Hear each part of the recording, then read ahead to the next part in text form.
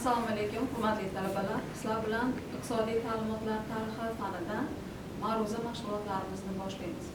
Bugungi bizni birinchi ma'ruza mashg'ulotimiz iqtisodiy ta'limotlar tarixi fani predmeti, maqsadi, vazifalari va feodalizm yemirilishi davridagi iqtisodiy ta'limotlar bilan tanishamiz.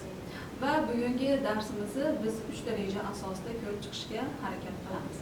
Birinchi rejamiz iqtisodiy ta'limotlar tarixi fanini predmeti va o'rganish uslubiyoti.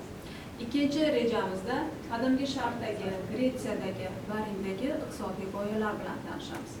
Uchinchi rejamizda feodal jamiyati va feodalizmni yemirilishi davridagi iqtisodiy g'oyalar bilan tanishib chiqamiz. Birinchi navbatda fanni o'rganishni dolzarbligi to'g'risida to'xtalib o'tmoqchi edim.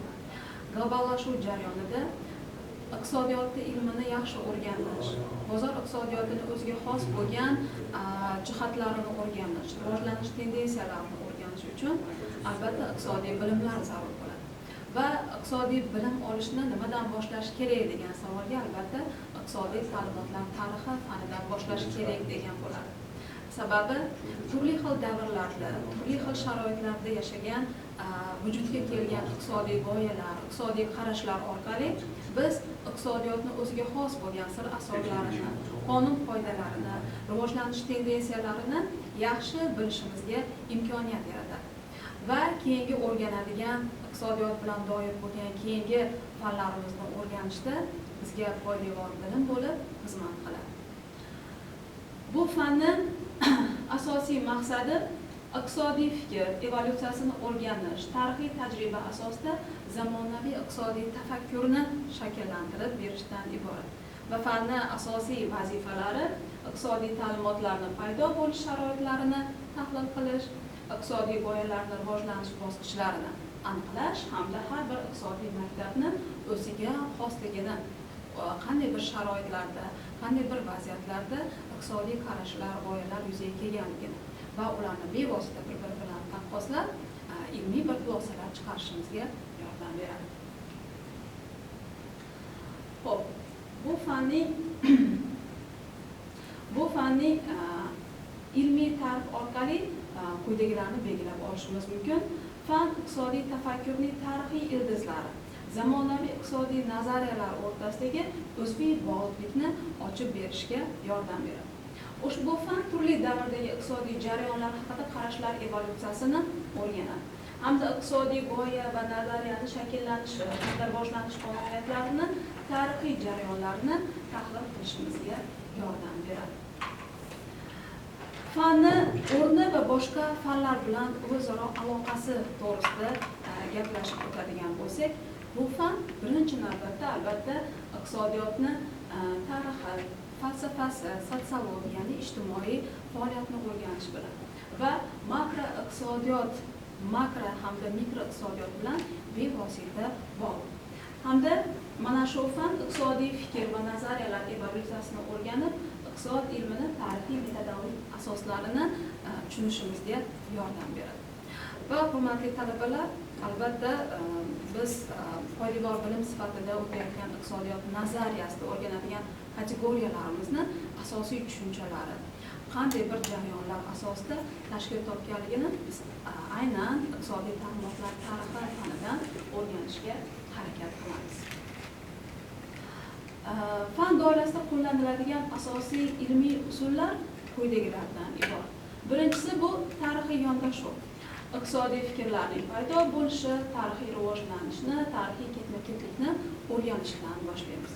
Va albatta o'sha tarixiy jarayonlar, tarixiy voqealar, tarixiy hodisalar ham iqtisodiyotni fan sifatida shakllanishda qanday ahamiyatga ega bo'lganligini ko'rib chiqamiz. Endi mantiqiy tahlil asosida ham mana shu usuldan foydalanib bevosita iqtisodiy nazariyaning ichki mantiqini va qonuniyatlarini tushunishimizga yordam beradi. Va albatta biografik usul buyuk iqtisodchilarning hayoti, faoliyati misolida ularning g'oyalarini tahlil qilishimiz mumkin bo'ladi. Va ularni biografiyalarini o'rganish orqali ko'ramiz, ko'p iqtisodchilarimiz bu aynan iqtisodiyot ilmiga ega bo'lmagan, balki meditsina sohasida, rahbar sohasida ishlagan sudya bo'lib ishlagan, prokuror bo'lib ishlagan insonlar ekanligini ko'ramiz va bu asta-sekinlik bilan iqtisodiyot fanini fan sifatida shakllanishda bu insonlarni bir hayoti, yashab o'tgan bir sharoit ham o'zini ta'sirini ko'rsatganligiga guvoh bo'lamiz. Hurmatli talabalar, biz iqtisodiy fikrlar tarixini asosiy davrlarini quyidagi bir 4 ta bosqichga bo'lib o'rganishga harakat qilamiz. Qadimgi davrlar. Qadimgi davrlarda o'sha miloddan oldingi davrlarni biz nazarda tutamiz va iqtisodiy g'oyalar ilk bor yuzaga kelgan Misr, Yunoniston, Mesopotamiya, Rim, Xitoy, Hindistonda shakllanganligi va u yerda endi asosiy iqtisodiy g'oyalar mehnat taqsimoti, adolat, mulkchilik masalalari muhokama qilinganligiga guvoh bo'lishimiz mumkin. O'rta asrlar bu albatta islom olamida va Yevropada iqtisodiy fikrlar diniy axloqiy asosda rivojlanganligini, Ibn Haldun, Farabiy, Foma Akminskiy singari olimlarning iqtisodiy muvozanat haqidagi yozgan fikrlarini ko'rishimiz mumkin bo'ladi. Va yangi davr bu bevosita 15-asrdan keyingi davrlarni o'z ichiga oladi. Merkantilizm, klassik maktab va uni ta'siri ostida yuzaga kelgan fiziokratizm maktabi iqtisodiy nazariyalarni mustaqil fan sifatida vujudga kelishiga mana shunday maktablarda nazariyalari o'zini albatta ta'sirini ko'rsatgan. Va hozirgi zamon deb ataluvchi bir hozirgi zamonga ayni bir yaqin bo'lgan neoklassik kenishchilik, monetarizm, institutsionalizm kabi yo'nalishlar shakllanib, global iqtisodiy nazariyalar tizimini paydo bo'lganligiga guvoh bo'lishimiz mumkin. Demak, biz iqtisodiy ta'limotlar tarixida mana shunday davrlardagi iqtisodiy maktablar, iqtisodiy qarashlar, iqtisodiy g'oyalarni o'rganish asosida hozirgi iqtisodiyotni fan sifatida rivojlanishi, anglashimiz, tushunishimiz uchun bizga ancha qulayliklarni olib keladi. Xo'p. Birinchi iqtisodiy fikrlar asosan qadimgi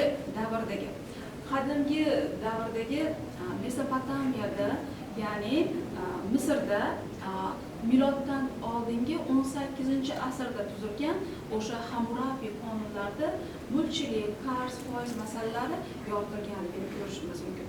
Bilamiz, Mesopotamiya ayniqsa o'sha Bobil ikkita daryo oralig'ida joylashgan davlat. Bu yerda Hammurabi qonunlari tarix darsidan ham bilamiz, juda ham qattiq qonunlar sifatida tarixda qolgan va 282 ta moddadan iborat bo'lib, toshga o'yib yozilgan qonunlar. Mana shu qonunlarda albatta mulkchilik davlat tomonidan qat'iy qonun asosida shakllanganligini ko'rishimiz mumkin. Mulkka nisbatan qat'iy uni qo'riqlash choralari qonun tomonidan belgilab qo'yilgan. Va endi albatta foiz masalalar, ayniqsa o'sha pulga nisbatan sudxo'rlik masalalariga alohida e'tibor berilgan. Agar pul qarz ko'rinishida beriladigan bo'lsa, buni 5% dan oshirmaslik, mahsulot ko'rinishida bo'ladigan bo'lsa, bu narsani 30% dan oshirmaslik talablari mana shu qonunlar orqali qat'iy belgilangan. Va ko'rishimiz mumkinki, mana shu Hammurabi qonunlarida mulkchilikni, xususiy mulkni, hattoki yerga nisbatan ham xususiy mulkchilik paydo bo'lganligini ko'rishimiz mumkin. Va kimdir yeriga ko'z olaytirish, hattoki o'sha podshohda jangchilari soliq evaziga yerlarni o'zlashtirishiga ham ruxsat berilmagan va qonun tomonidan bu qat'iy tartibda himoya qilingan. Keyingisi bu Hindistonda. Hindiston ham bilamiz, qadimgi miloddan oldingi davrlarda ancha iqtisodiy jihatdan sivilizatsiyalashgan bir mamlakat bo'lganligini bilamiz va bu yerda endi podshoh Chandragupta tomonidan va uni kotibi Kautila tomonidan yozilgan Arthashastra asarida davlatni moliyasi, soliqlar, iqtisodiy boshqaruv tamoyillari bayon etilganligini ko'rishimiz mumkin. Va davlatni boshqaruvga doir bo'lgan asosiy bir tushunchalarni, davlatni boshqarishda podshohni odilligi va albatta o'sha iqtisod ilmini yaxshi bilishi, tarixni, falsafa va chorvachilik, dehqonchilik kabi sohalarni yaxshi egallashi talabi qo'yilgan. Va keyingisi Xitoy. Konfutsiya ta'limotida asosan adolat, mehnat taqsimoti, boshqaruv va jamiyatdagi tartib g'oyalari ilgari surilganligiga guvoh bo'lishimiz mumkin.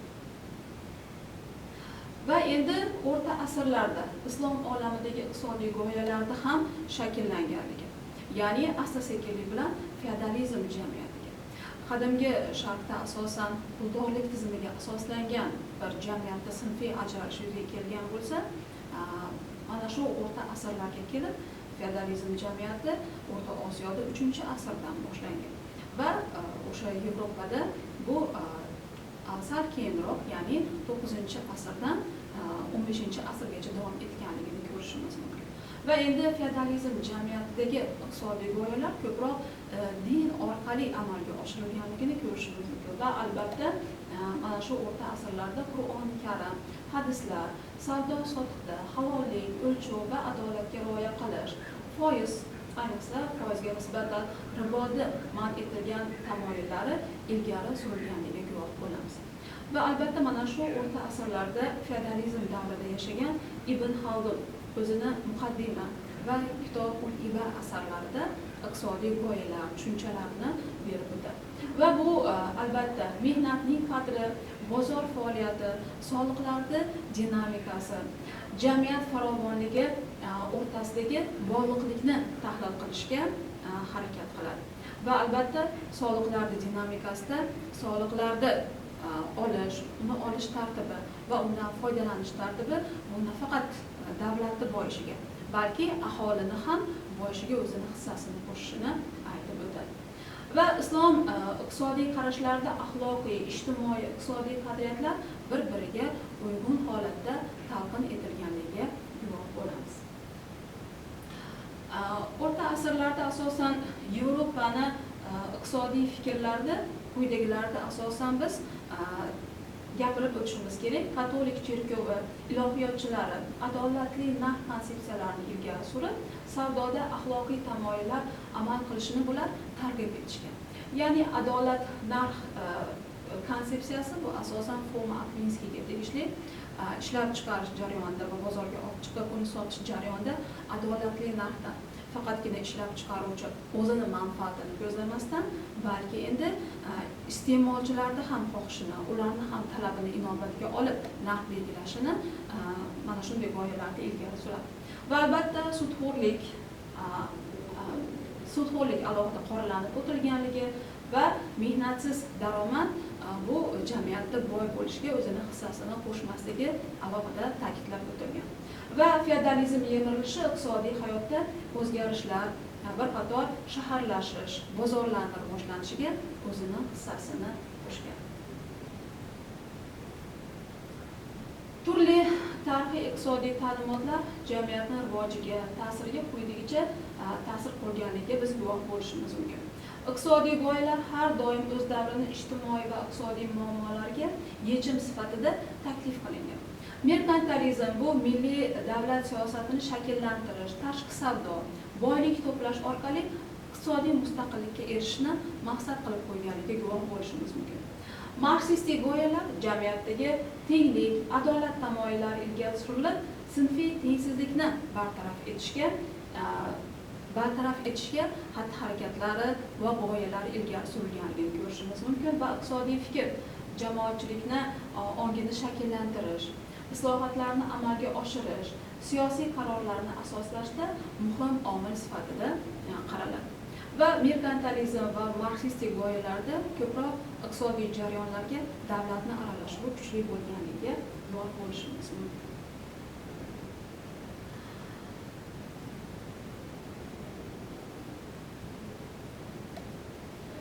Va endi hurmatli talabalar, biz iqtisodiy ta'limotlar tarixi fanni o'rganish jarayonida ko'rib chiqishimiz kerak bo'lgan barcha o'sha ta'limotlarni bir qator maktablarga bo'lish orqali anglashimizga, tushunishimizga oson bo'lish uchun turli xil davrlarni maktablarga va g'oyalarni turli xil maktablarga bo'lib o'rganishga harakat qilamiz.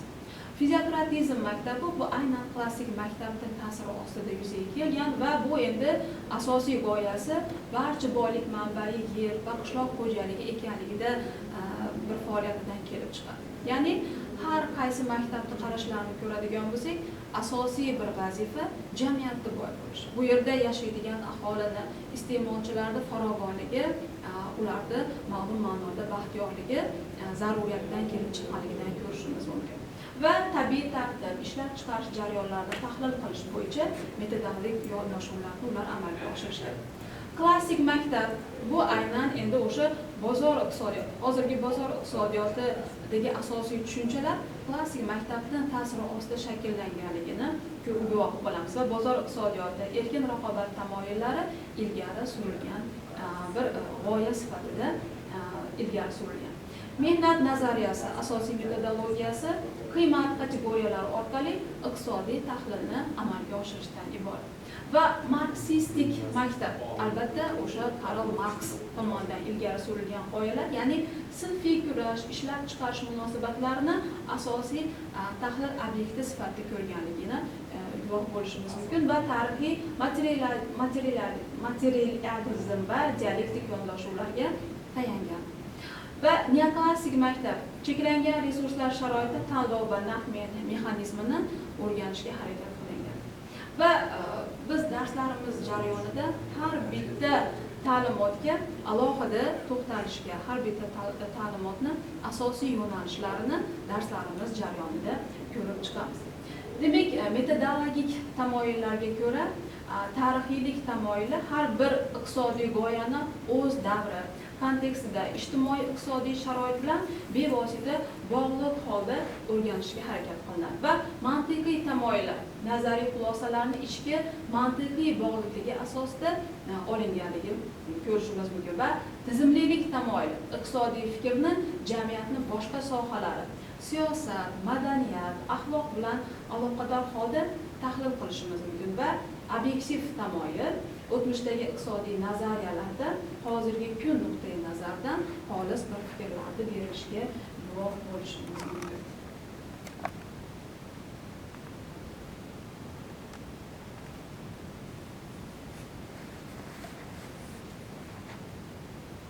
Va endi asosiy iqtisodiy ta'limotlar tarixida sizlar bilan o'rganishimiz kerak bo'lgan yorqin shaxslar bor.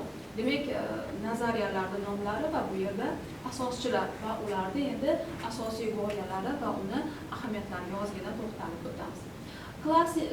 Klassik siyosiy iqtisodiyot bir maktabida Adam Smith, David Ricardo va bularga qo'shimchalanishda William Petty, Pierre Bois-Guilbert bir g'oyalarni o'rganamiz va bozor iqtisodiyotini bular fundamental qonun qoidalarini, erkin raqobat va mehnat taqsimotiga asoslangan bir iqtisodiy g'oyalarni ilgari surgan mana shu iqtisodchi ta'limotchilarimiz va mana shu klassik iqtisodiy maktab birinchi bo'lib iqtisodiyotda fan sifatida, ayniqsa siyosiy iqtisod fani sifatida shakllanishga o'zining hissalarini qo'shgan.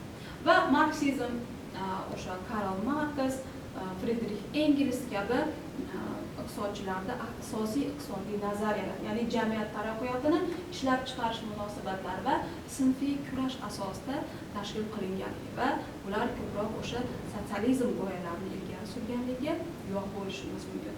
Va neoklassik nazariyalar, o'sha marjinalizm bir ta'siri ostida yuzaga kelgan, ikkinchi bosqichda yuzaga kelgan neoklassik nazariya albatta Alfred Marshall bilan bog'laymiz va Valfredo Pareto bilan. Va ularning iqtisodiy jarayonlarda marjinal tahlilda iste'molchi tanlovi bozor muvozanati orqali izohlanishiga guvoh bo'lamiz. Yuqoridagi iqtisodchilarimiz ishlab chiqarish jarayoni orqali faqat taklif nuqtai nazaridan qaragan bo'lsa, qiymatni shakllanishdir. Alfred Marshall, Valfredo Pareto bu endi iste'molchi nuqtai nazaridan qarashda, qiymatni belgilashda iste'molchi bir imkoniyatlarni inobatga olib, keyin qiymat belgilashni ilgari surishgan. Va albatta Keynes, John Maynard Keynes ana shu Keyneschilik g'oyalarini ilgari surishdi. Ya'ni bozor iqtisodiyoti har doim ham o'zini tartibga solavermaydi, balki endi davlatning aralashuvi yordamida yuzaga kelayotgan turli xil inqirozli vaziyatlarni oldini olish mumkin degan g'oyalarni ilgari surgan va davlatni makro iqtisodiy jarayonlardagi faol rolini, bandlik, talabalar talabni boshqarish zaruriyatini ham ilgari surganligiga guvoh bo'lishimiz mumkin. O'zbekiston hududida iqtisodiy fikrlarni rivojlanishda kuzatilayotgan uzviylik quyidagilarda o'sha namoyon bo'lishi mumkin. Qadimgi davrlarda Beruniy, Ibn Sino, Farobiy singari mutafakkirlarda ham iqtisodiy g'oyalar shakllanganligini guvoh bo'lishimiz mumkin va bular asosan mehnat taqsimoti, adolat tamoyillari bularda iqtisodiy g'oyalarda o'z aksini topgan. Va Sovet davrida mahalliy olimlar jahon iqtisodiy ilmini yutuqlarini o'zlashtirib, iqtisodiy rejalashtirish, markazlashgan rejali iqtisodiy tizim asosida iqtisodiy faoliyatni boshqarganligini bilamiz ko'pchiligimiz. Va mustaqillik yillari milliy iqtisodiyotga doir nazariyalar, bozor islohiyoti, uni modernizatsiyasi, strategiyasini ishlab chiqish, tarixiy tajribalarga samarali bir foydalanish jarayoni amalga oshganligiga guvoh bo'lishimiz mumkin. Va hurmatli talabalarimiz, iqtisodiy ta'limotlarni o'rganishni amaliy ahamiyatini quyidagicha yana bir holatlarda bir namoyon bo'layotganiga guvoh bo'lamiz. Ya'ni zamonaviy siyosatda xatolarga yo'l qo'ymaslik uchun tarixiy iqtisodiy nazariyalarni o'rganish muhim ahamiyat kasb etadi. Va avvalgi nazariyalarni muvaffaqiyati, kamchiliklarni tahlil qilishimiz orqali yangi iqtisodiy yechimlarni ishlab chiqishimiz mumkin bo'ladi va talabalarni iqtisodiy fikrlash doirasi yana ham kengayib, murakkab iqtisodiy jarayonlarni tarixiy bir analoglar orqali tushunishinglar yana ham osonlashadi. Va bu fan iqtisodiy siyosat, boshqaruv, rejalashtirish sohalarida ilmiy tahlil qilish ko'nikmalarini rivojlantirishda sizlarga katta yordam beradi. Va umumiy xulosa qiladigan bo'lsak, hurmatli talabalarimiz, bu fan keyingi o'rganadigan iqtisodiyot bir fanlarini poydevor bilimi sifatida o'rganishinglar va sizlarda iqtisodiy bir qarorlar qabul qilishinglarda, iqtisodiy fikrlashda va o'zingizlarda anglash, dunyoni anglash, fikrlash jarayonlarida yana ham rivojlanishda o'zini yordamini beradi.